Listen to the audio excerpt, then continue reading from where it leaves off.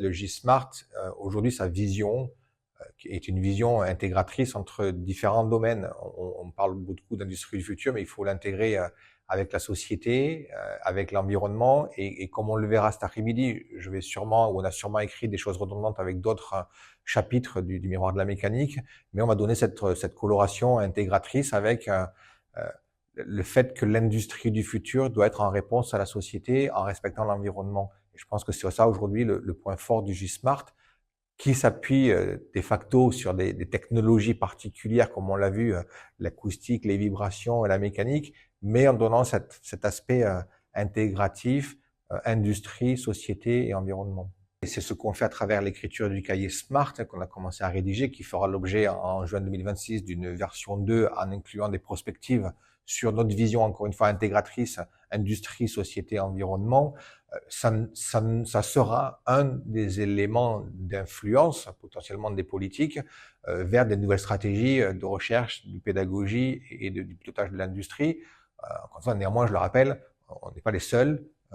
Et je pense que c'est l'ensemble de ces éléments-là qui feront, on l'espère en tout cas, évoluer nos décideurs et nos stratégies, nos feuilles de route académiques, pédagogiques et scientifiques dans le futur. Donc, le GIS Smart est associé à l'AFM à travers le groupement scientifique et technologique Usine du Futur. On fait ça en collaboration avec les collègues du groupe Manufacturing 21, parce qu'historiquement, c'est la même communauté scientifique. Et on participe du coup à la vie de l'AFM à travers le Congrès français de mécanique et des événements comme celui-ci qui est le miroir de la mécanique et la rédaction de documents. Et je pense qu'on doit s'appuyer sur la parole et l'ancrage académique, aussi bien du côté pédagogique, parce que nous sommes des réseaux d'enseignants qui connaissons le métier, et des réseaux de chercheurs qui fournissent la connaissance.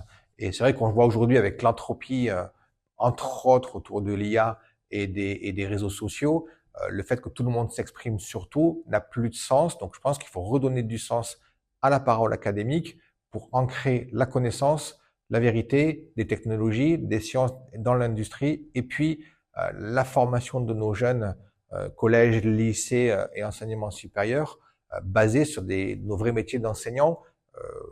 Aujourd'hui, tout le monde ne peut pas être enseignant.